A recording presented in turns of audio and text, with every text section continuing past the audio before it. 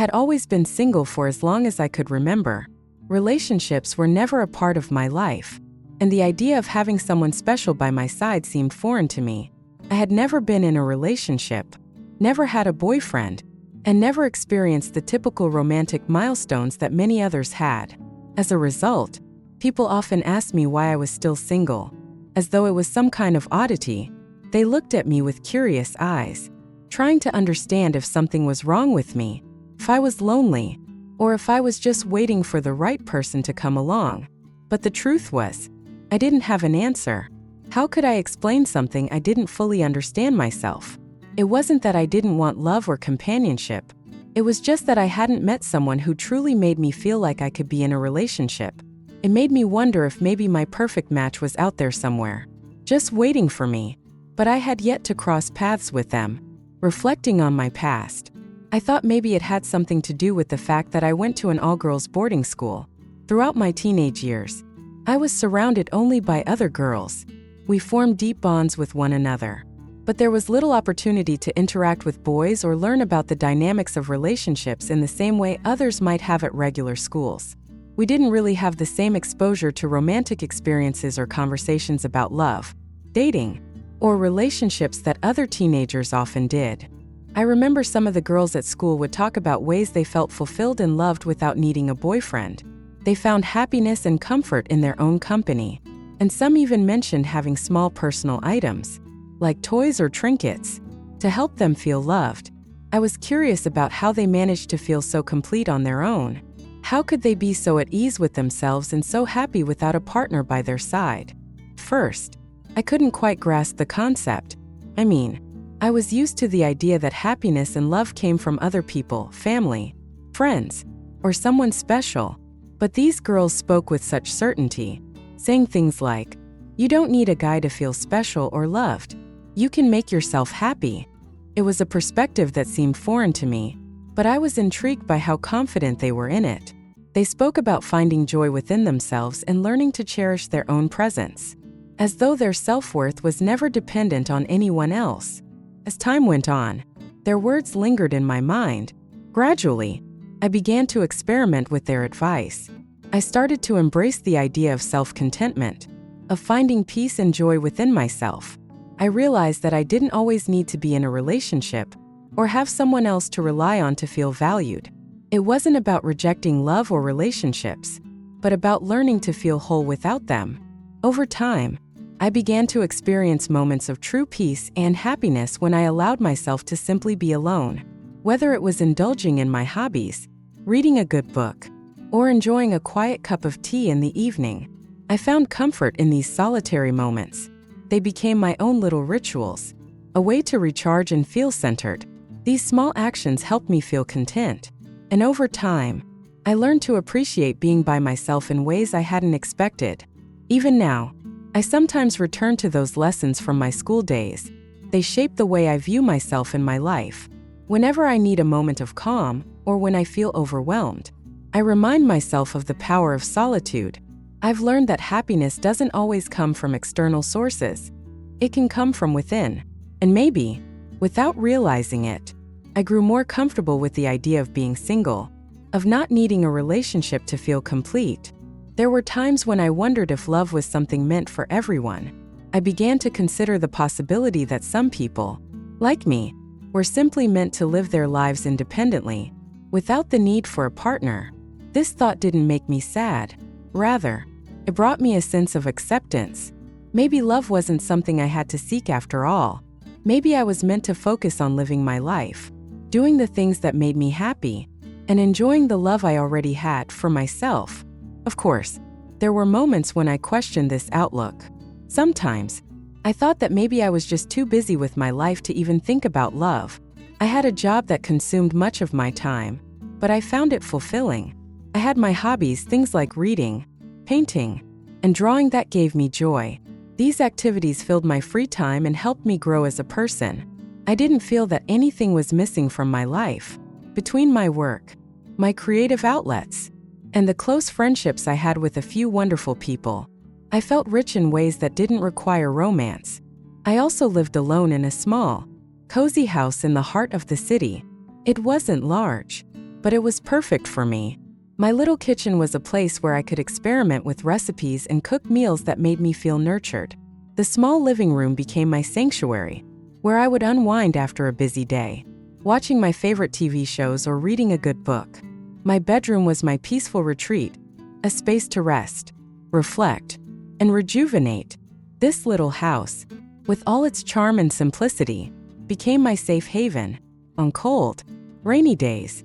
When the weather outside was harsh and uninviting, I would curl up inside with a warm drink, feeling completely at peace. My home wasn't just a physical space. It was a source of comfort and happiness. It was a place where I could truly be myself, free from the expectations of others, and where I could reflect on my own journey without fear of judgment. Everything felt like it was in the right place, just the way it should be. But then, one day, something unexpected happened. A small issue that would lead to a major turning point in my life. My kitchen sink started leaking. First, I thought it was just a minor problem, a little drip that would surely fix itself. But as the days passed, the leak grew worse, and the constant sound of water dripping drove me crazy. No matter how many times I tried to tighten the faucet or adjust the pipes, it just wouldn't stop. I knew I had to take action. The leaking water was creating a mess, and it was only a matter of time before it caused more damage. So, I decided to call a plumber. I picked up the phone, feeling a bit anxious because I had never hired one before. I found a local plumbing company and explained my situation. They reassured me that someone would be there soon to fix the issue. I felt a sense of relief, but little did I know, this seemingly small decision would lead to something completely unexpected. When the plumber arrived, I was nervous. I had no idea what to expect. How long would it take to fix the problem? How much would it cost? But as soon as the doorbell rang, I took a deep breath and opened the door. Standing there was a tall man with short black hair, dressed in a neat blue uniform. He had a warm smile that instantly made me feel more at ease. His name was Mike, and as he introduced himself, something strange happened. I stared at him for a moment, and then it hit me. Mike was someone I had known from church years ago. I hadn't seen him in such a long time, but I recognized his face instantly. Mike's arrival took me by surprise, but his friendly demeanor put me at ease. He was here to fix the sink, but in that moment, I realized that sometimes, the most unexpected encounters could lead to something new. Mike's presence in my life, even if just for a few hours, reminded me that the unexpected can bring about change. Maybe, just maybe, love could show up when I least expected it. For Minnie, it was such a relief to see a familiar face, and somehow, just having Mike there made everything feel less overwhelming. He explained that he'd been working as a plumber for quite some time, and he was more than happy to help me out with the issue. His calm and easygoing demeanor immediately put me at ease, and I felt the tension that had been building up inside me begin to melt away. Mike moved around my kitchen with ease, his steps purposeful and sure as he set to work on fixing the leak. All the while, he casually chatted, making me feel more relaxed about the whole situation. Just a few minutes ago, I had been anxiously fretting about the leak, unsure of what to do. But now, with Mike here, the situation felt much more manageable. "You've got a small leak here," Mike said as he crouched down under the sink, his hands quickly and expertly moving to tighten something. There was no rush in his movements, no sign of stress, just a focused calm that seemed to settle over the entire room. "It should be fixed in no time," he added with a reassuring smile that instantly relieved my worries. The problem seemed so trivial now, and I was deeply grateful that it wasn't anything more serious. "Thank you," I said, smiling back at him. It was such a simple gesture, but it meant so much to me in that moment, knowing that the issue was going to be resolved quickly and efficiently. As Mike worked, I couldn't help but notice how engrossed he was in his task. There wasn't much conversation, but every movement he made was so deliberate and precise. He clearly knew what he was doing, and it was evident from the way he worked that he had years of experience. I found myself admiring how professional and confident he seemed, and it was comforting to see him so calm under pressure. It felt reassuring to have someone who clearly had everything under control. especially since I had no idea how to go about fixing the sink myself. I simply watched him work, his steady focus calming my nerves. It was almost as if the leak wasn't even a problem anymore. Mike was handling everything, and I could relax knowing that the issue would soon be behind me. After a while, Mike straightened up, wiping his hands on a cloth as he looked at me with a smile. "It's all fixed now," he said, making sure I was okay. "But there's just one more thing I need to do to make sure everything works perfectly." He walked over to check something else, and as he did, he glanced back at me, his eyes lingering for a brief moment. I could tell something was on his mind, and I wasn't quite sure what to make of it. "Wow," he said quietly, almost to himself. "I can't believe you're still single." His words caught me off guard. I hadn't expected him to say something like that, especially since we hadn't really spoken much in years. His surprise was genuine, and it made me feel a little uncomfortable. "You're so beautiful," he continued, shaking his head slightly. "I would have thought someone would have snatched you up by now." I didn't know how to respond to that. It was an unexpected comment, and while I appreciated the compliment, it wasn't something I was used to hearing from someone like Mike. My reasons for being single were complex, and I wasn't ready to get into them, especially not with someone I hadn't seen in such a long time. I simply smiled softly, trying to keep the conversation light. "Is there anything else you need to do?" I asked, eager to steer things back to the plumbing issue at hand. Mike nodded, but I could see that the surprise still lingered in his eyes. It was a bit awkward, but I didn't want to dwell on it. He seemed to sense that the moment had passed, and after a short pause, he spoke again, though this time with a more thoughtful tone. "You know," he said gently, "you really need a man in your life." He paused, almost as if considering his words carefully before continuing. "It's important for a lady to have someone by her side." His words took me by surprise. I hadn't expected him to bring up relationships, especially after just fixing my sink. I wasn't sure how to respond, and for a moment, I just stood there, trying to process what he had said. It wasn't that I disagreed with him, but relationships were something I hadn't really thought about in a while. They had always felt like something I kept at a distance, and hearing someone else tell me I needed one was strange. "Maybe you haven't yet experienced the beauty of a man and woman's relationship," he added. "It's something special, something worth having." I wasn't sure how to feel about that.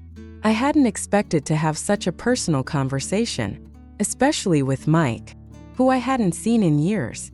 His comment lingered in the air, making me question whether I had been missing out on something important while I had been focusing so much on my own life.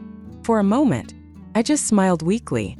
"Maybe you're right," I said, unsure if I truly believed it but not wanting to argue with him. The conversation felt heavy, and I wasn't sure if I was ready to explore such a big topic. Relationships had always seemed so complicated to me, and it felt strange to hear someone else push me toward thinking about them. Mike didn't seem to notice the discomfort I was feeling, and as he set his toolbox down, I watched in confusion as he began to unbutton his shirt. I felt a wave of unease wash over me. "What are you doing?" I asked, my voice betraying a hint of discomfort. He paused, looking up at me. "I need to check something else," he explained casually, as though this was the most normal thing in the world.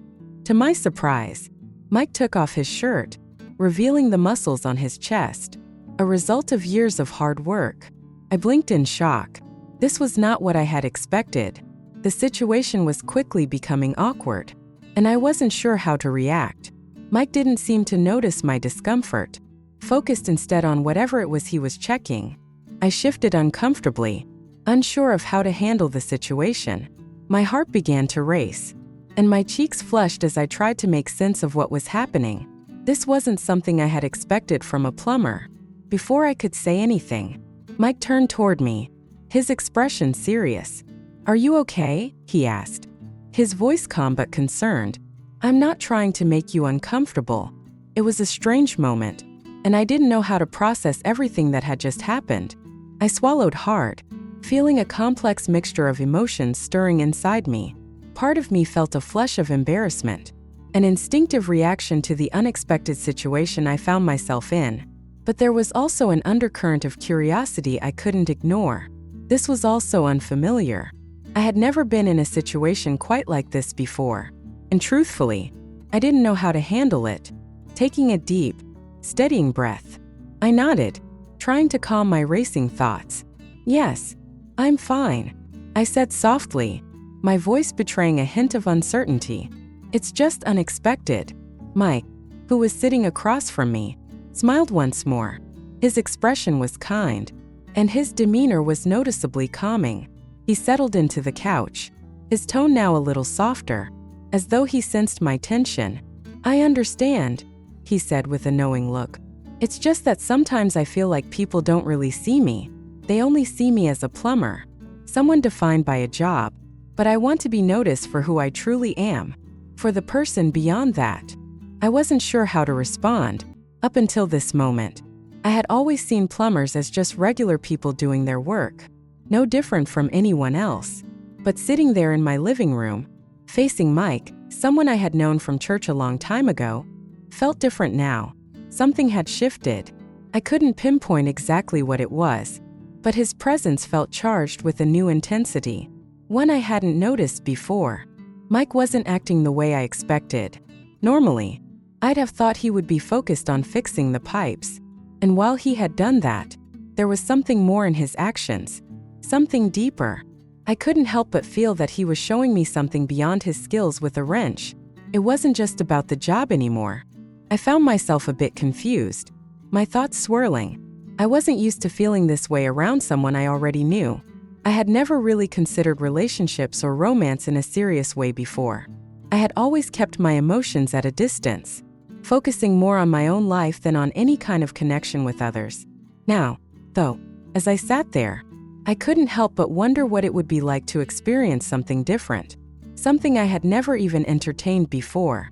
Would I allow myself to explore these feelings, or was I simply caught up in the moment, overwhelmed by the uncertainty of what might come next? I wasn't sure, but I decided to take a deep breath, gather my thoughts, and focus on the present. It was the only thing I could do in that moment. I wasn't ready to leap into something I wasn't sure about. I needed to understand what was going on inside my own heart first. For now, I would stay grounded and try to make sense of it all. The next few moments passed in silence, each of us seemingly lost in our own thoughts. I tried to piece everything together. It was clear that Mike had some intention, but whether it was something positive or not, I couldn't yet tell. His demeanor was not pushy or rude, but there was an undeniable energy in the air that made me feel uneasy, unsure of how to interpret his actions. Finally, after what seemed like an eternity, Mike broke the silence. His voice was quiet, but his words were direct. "I want you to experience what it's like to be with a man tonight," he said, the weight of his words settling in the room. I stared at him, my mind racing with confusion and nervousness. "What do you mean?" I asked, my voice trembling with uncertainty. I couldn't fully grasp the depth of what he was suggesting. Mike took a deep breath, his expression earnest. "I know it's a big step," he said slowly, his voice gentle but firm, "but I think it's something you should try, just so you can understand what it feels like. It's not about rushing things. It's just about experiencing something different, something you may not have considered before." My heart pounded in my chest, and I found myself at a loss for words. I wasn't sure if I should agree. "I don't know, Mike," I said, my voice shaky. "It seems so big. I'm just not ready." Mike's gaze softened, but there was a quiet persistence in his eyes. "I understand how you feel," he said, "but trust me, it's okay. You don't have to worry. I'll be with you every step of the way. You won't have to face this alone." We talked for what felt like hours, each of us sharing our thoughts and feelings in a mixture of hesitation and honesty. Mike was patient, his words gentle but insistent, and after what seemed like a long discussion, I reluctantly agreed. Though nervous and uncertain, there was something inside me, perhaps a longing for experience, that made me say yes. Mike smiled, a sense of relief washing over him. He reached out and gently took my hand, his touch comforting yet grounding. "Are you sure?" he asked, his voice quiet but filled with care. I nodded slowly, my stomach doing flips, though I felt a strange sense of calm. "Okay, I'll trust you," I said, my voice steady but unsure. Mike stood and gently guided me toward the bedroom. My heart raced. My mind was in a haze of questions, and my hands were trembling slightly. This was all new, and everything felt like a blur. This was going to be my first time with a man, and I wasn't sure what to expect. I had always kept this part of myself private, something sacred I learned to guard at my girls' boarding school. It had always been something I'd kept to myself, something I never truly expected to share. As we entered the room, the atmosphere was filled with a strange mix of calmness and tension. Mike seemed confident, but I could feel my heart racing. Every step forward felt monumental, as if I was crossing an invisible line into the unknown. I could feel the weight of the moment, the sense of anticipation mixed with uncertainty. Mike paused and turned to me, his eyes gentle but searching. "Are you sure you're okay?" he asked softly. I nodded, though my hands shook slightly. "I think so," I said, trying to sound braver than I felt. He began to undress slowly, and I followed his lead, my mind filled with swirling thoughts and unanswered questions. I tried to focus, to calm myself, reminding myself that this was something I had chosen. I thought I was ready, but when Mike finally revealed himself, I froze for a moment. What I saw was so much more than I had ever imagined, bigger, more overwhelming than I had expected. A wave of shock and uncertainty washed over me, and I stood there, frozen, unsure of what to do or say next. Everything in front of me felt so different from what I had imagined. The images and stories I had read about, the conversations I'd had with friends, and all the expectations I had built in my mind, none of them seemed to match the reality of the moment. Everything felt more vivid, intense, and overwhelming than I could have ever prepared for. It was as though I had stepped into a whole new world, one that was so much more alive and raw than anything I had envisioned.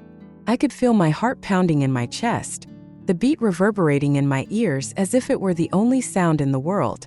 My hands, which had always been steady in moments of tension, now shook uncontrollably. A strange wave of doubt flooded my thoughts. Was I really ready for this? Had I made the right choice? Was this truly the right path? The flood of thoughts made it hard to focus. I couldn't stop staring at the pipe in front of me, its presence so real and so heavy.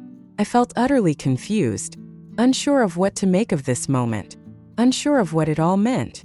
For a fleeting moment, I wished I could somehow turn back time. Maybe if I had a little more preparation, maybe if I had thought this through better, I would have felt more at ease. But the truth was clear. There was no turning back now. This was happening, and all I could do was move forward. I took a deep breath, a shaky one, trying to steady myself as I realized how truly new and foreign everything around me was. My fingers trembled as I reached out cautiously. I hesitated for just a second, unsure of whether I was ready to fully commit to what I had set out to do. When my fingers finally made contact with the pipe, I was taken aback by how warm it felt. It was much softer than I had imagined, almost like it was alive, pulsing with its own energy. It was completely different from what I had thought. I slowly wrapped my fingers around it, and the warmth spread through my hand, almost as if it were seeping into my body, calming the frantic pace of my heart. There was something oddly soothing about it. Even though I was nervous, a strange sense of comfort came over me, as if this moment was something I had always known, even if it felt unfamiliar. Mike stood beside me, his gaze gentle yet full of understanding. His eyes spoke volumes, filled with patience and reassurance, as if he were silently urging me to take my time, to trust myself, and to embrace this new experience. I could see he was waiting for me to find my ground, to begin processing what was unfolding in front of me. It was clear he had done this before, and he wasn't rushing me. I needed to trust in this moment, trust in myself. As my hand rested on the pipe, a deep realization washed over me. There was so much more to this experience than I could have ever anticipated. This moment was bigger than me, bigger than my expectations. It was a learning experience, one that I could never have truly understood until now. But despite my uncertainties, I felt ready. I told myself to stay calm, to breathe, and to take each moment as it came. I had chosen this, and it was time to move through it, to embrace it fully. Mike gently guided the pipe, and I could feel it slowly moving. A mixture of surprise and confusion flooded over me as I experienced something entirely new. The sensation was unlike anything I had anticipated. It wasn't what I had imagined it would be like. There was an unexpected pressure, but at the same time, a sense of warmth that was almost comforting. It was overwhelming, but in a way, it made me pause, trying to make sense of this new feeling. I had read about it, heard others talk about it, but none of those stories had prepared me for the raw, real sensation of it. It felt completely different from what I had expected. There was a realness to it that words and stories couldn't capture. My breath caught in my throat, and I held it for a moment, not knowing what the next feeling would be.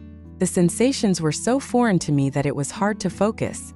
My mind raced as I tried to make sense of everything, to process what was happening in my body and mind. After what felt like an eternity, Mike was done.